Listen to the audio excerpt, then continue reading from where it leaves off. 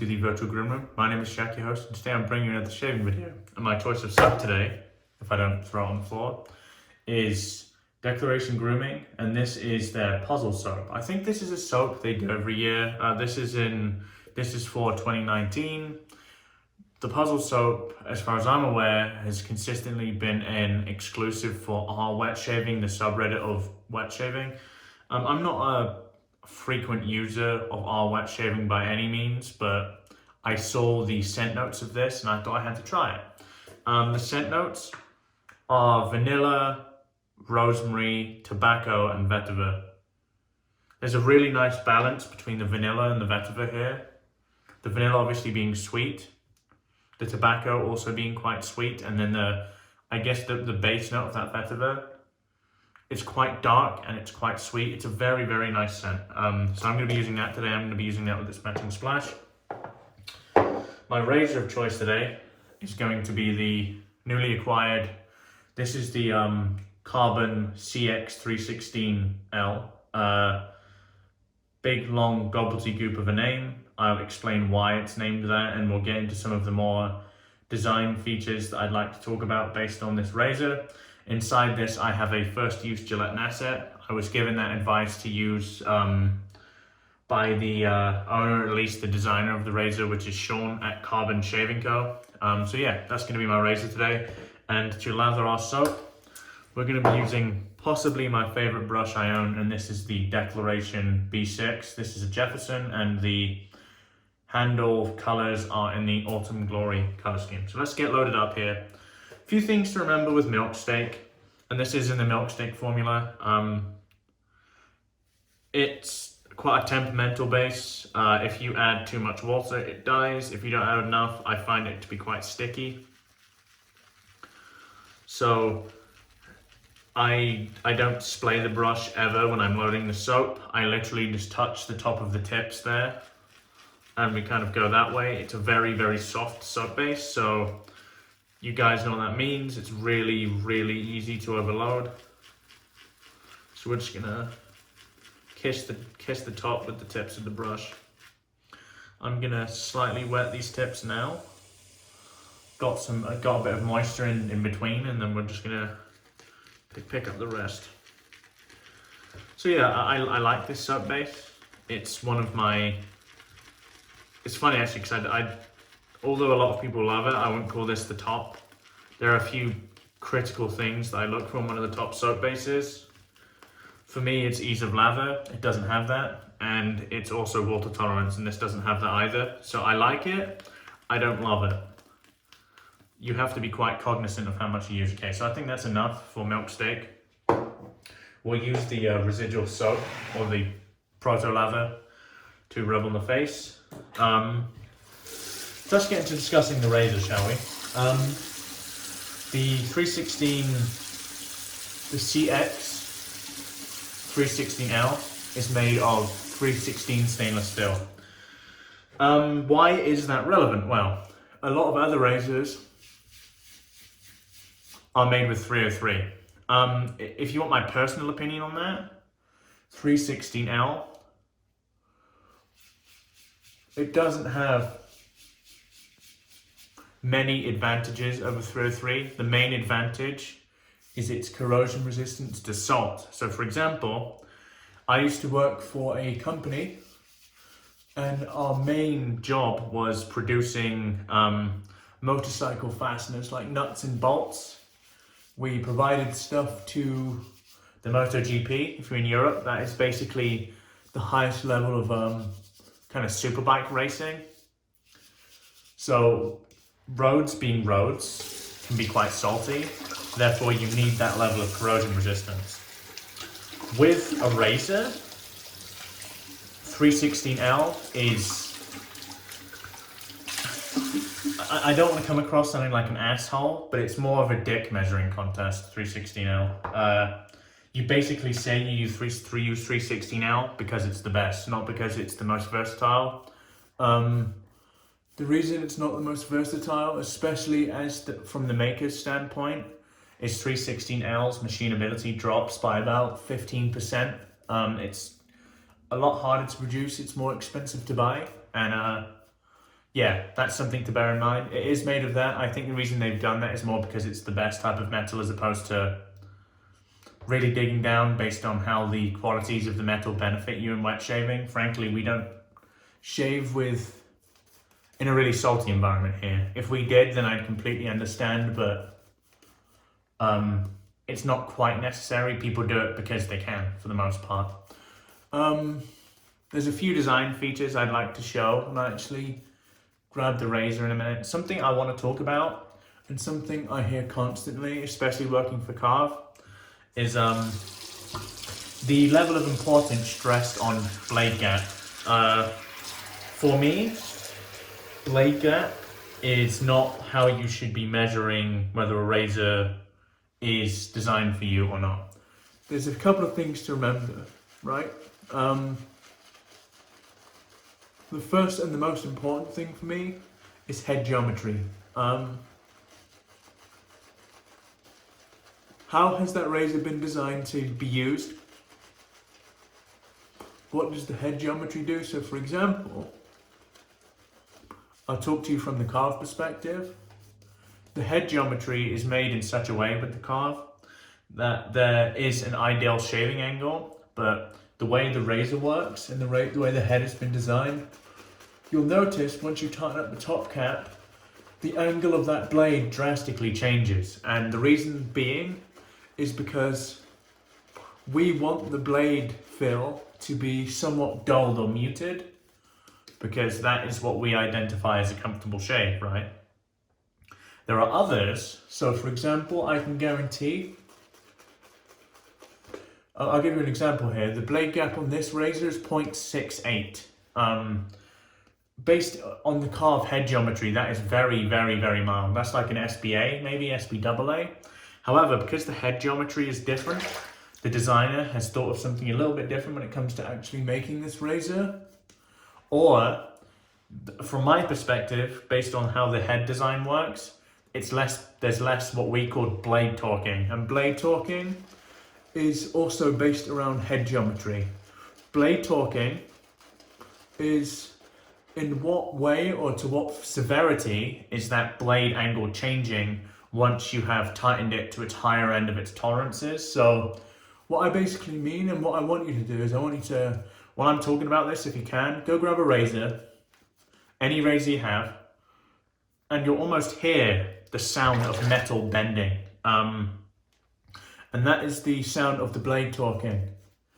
This is how we design the Carve. We design the Carve with the idea of blade angle and the head geometry dulling the blade, dulling the feel of the blade on your skin. Now, why doesn't blade gap matter? So if you take those two things into account, the reason why blade gap matters is because it's solely based on that specific head geometry. So let's say you have, like I said, this razor, it has a 0.68 blade gap.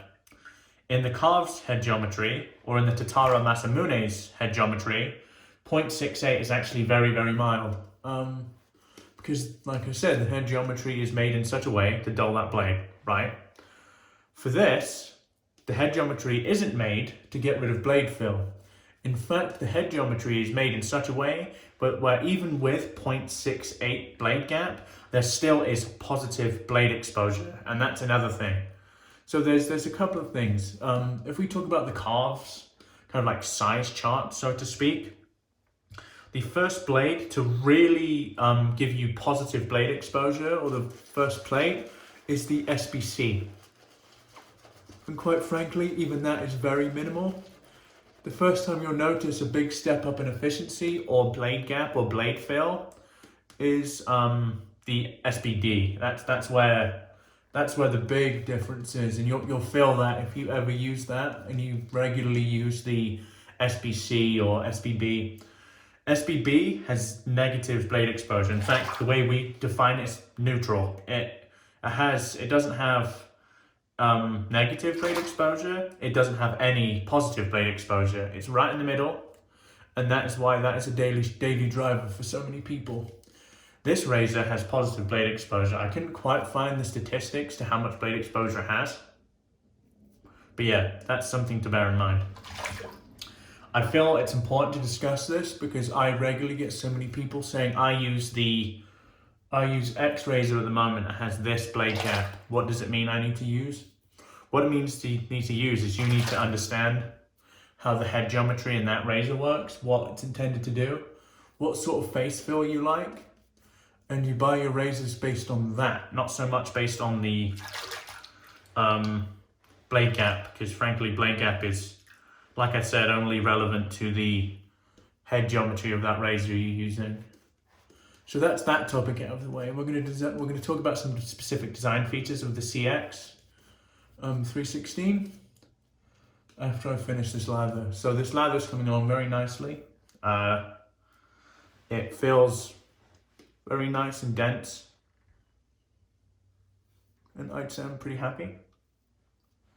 So for me, there is something I need to show you, and it is something they clarify on their website, so it's less of an issue because of that. But I think it's important that you're made aware of this. So this razor is $250 US. This is the all stainless steel model.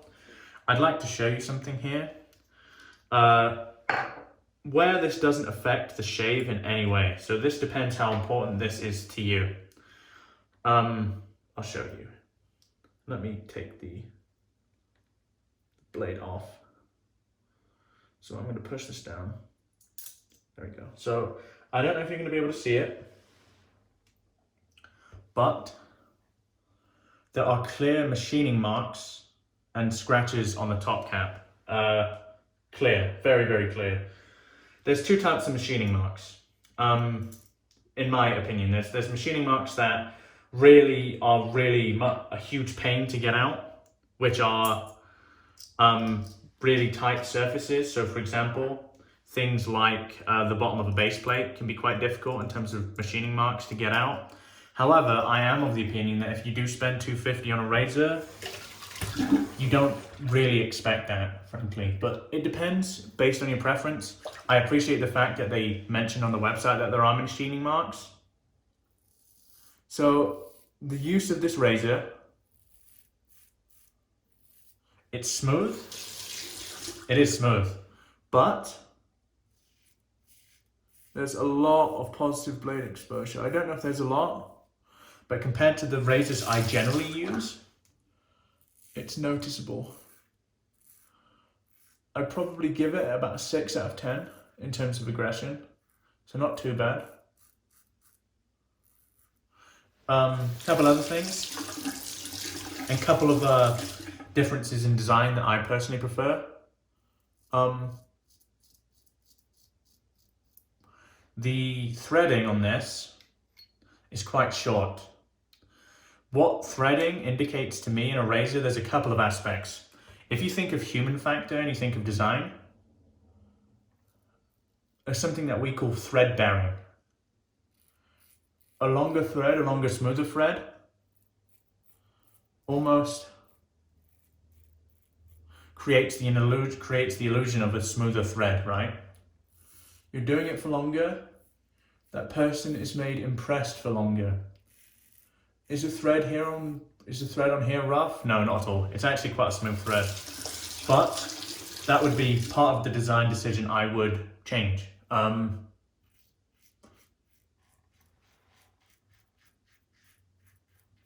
mean, also a longer thread equals more stability, etc. If you're talking about it from a more practical standpoint.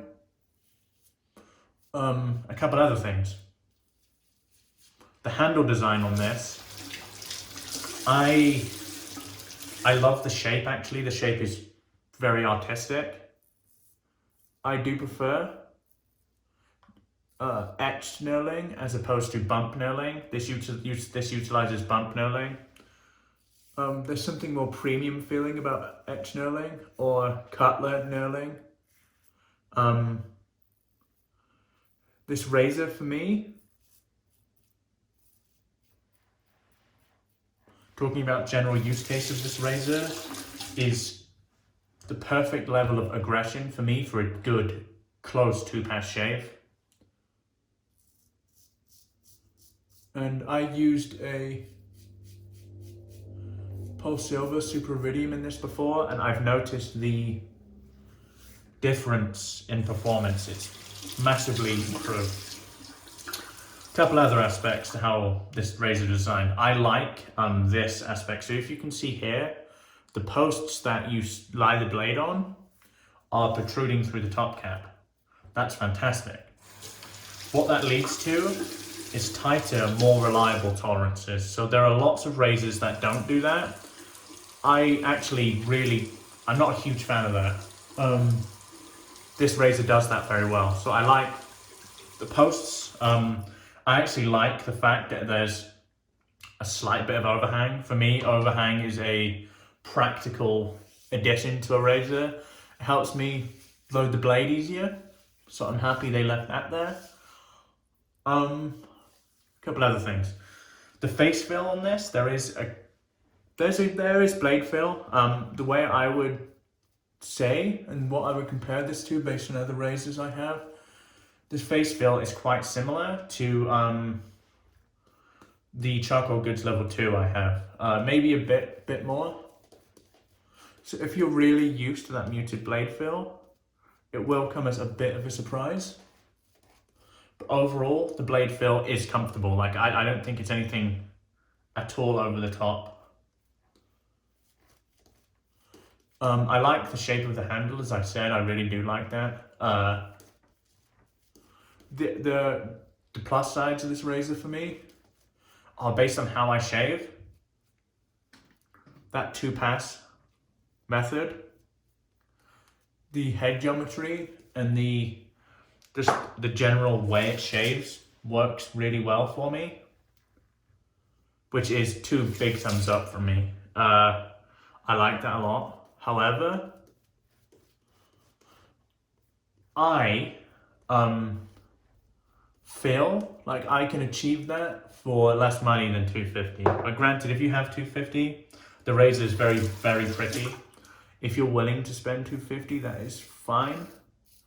And I would recommend, based on you wanting to spend that luxury price tag.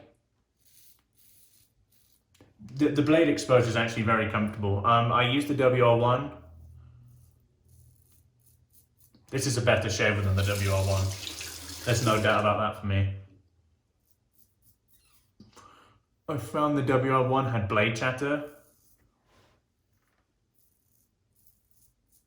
This doesn't have blade chatter, which is a plus for me.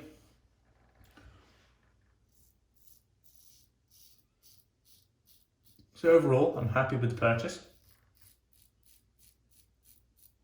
Few design things that we look at differently in terms of me and the designer, but that's perfectly fine. It'd be boring if all razors were the same. Am I going to keep this? Yeah, I am. I like it.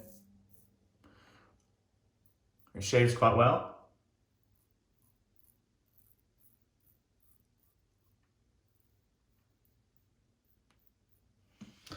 And I can't really complain based on that, quite frankly. So,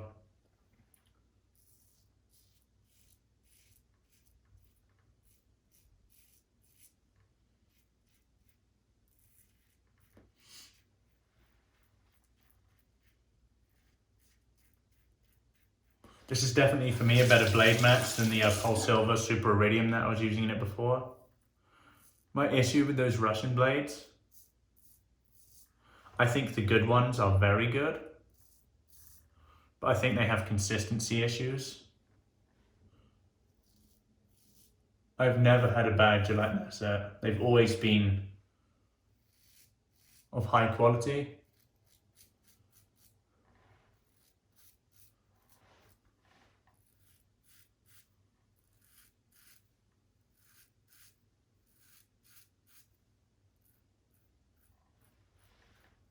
Fantastic. So I know, based on how this razor shaves, I'm pretty much done. But what I am going to do, to get kind of under my jawline, we're going to do that small cleanup. So yeah, I'm happy with this purchase. It's a nice razor. It's a very good looking razor. Those machining marks are a bit of a bummer for me. but at least they say something.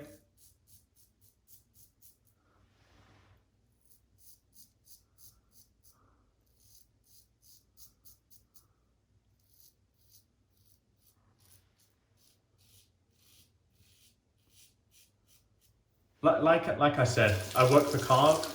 My aim is to be very balanced with the way I approach things. There are other razors that aren't carved that I love to use. The Vector is a dream to shave with. The Tatara Masamune is a dream to shave with. And I really like this too, so.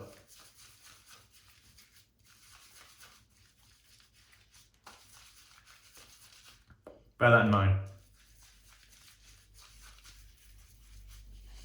That's a good shave, really good shave.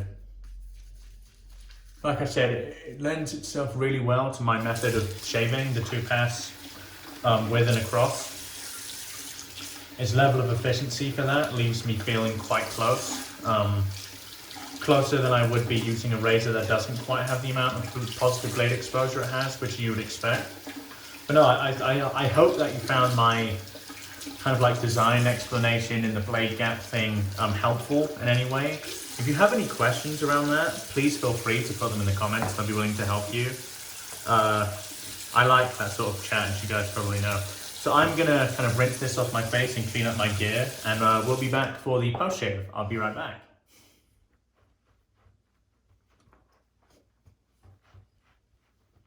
Hey guys, it's post shave time. Face is feeling good. Cut me really close, which is fantastic in two passes, can't complain. Let's go with the matching splash here. Puzzle Splash. It has the same scent. Is there a big alcohol scent to this? I can't quite remember. Yes, there is, which pisses me off. I'm gonna add some rescue potion to this. It's pretty basic. Get this. A few drops of this, and then just one squirt of the rescue potion. Mix.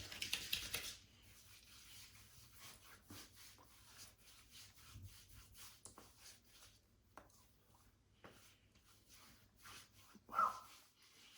The rescue potion, what it does, it boosts the overall skin nourishing performance of the splash. Something I've noticed that it also does is it dulls quite a lot of that face burn that I personally don't like, so that's fantastic for me. Okay, let's do a kind of like a recap of all the products here, and I guess then I will let you guys go. So our soap of choice was the Declaration Grooming Milksteak Puzzle Soap. I love the scent of this. It's fairly unobtainium. I imagine you can get it if you really look hard enough. The brush of choice was my favorite brush, and this is the Declaration B6 with the 28mm B6. No, this is a Jefferson Autumn Glory color scheme. My razor of choice was the newly acquired Carbon Shaving Co. Cx-316L. The handle shape on this I really like. It's really artistic. Would prefer slightly different nailing here and here, but that's just a preference thing. Overall, I really like how it shaves. It's smooth, it has positive blade exposure, there is noticeable blade fill. If you like that sort of thing, I think you'll like this razor. If you don't like that sort of thing, then it's hard for me to recommend it if you don't like it, frankly, but if you think that would be your sort of thing, I encourage you to try it. The splash is the matching splash, which is very nice actually. Burn wasn't too bad, tiny bit of menthol, which is quite nice. And to enhance that splash, I use the Zingari Man Rescue Potion. So that's our shave today, guys. I hope you've enjoyed the video. This is being uploaded on Friday. I will show you the winner of the kind of giveaway somewhere on this video or in the description below.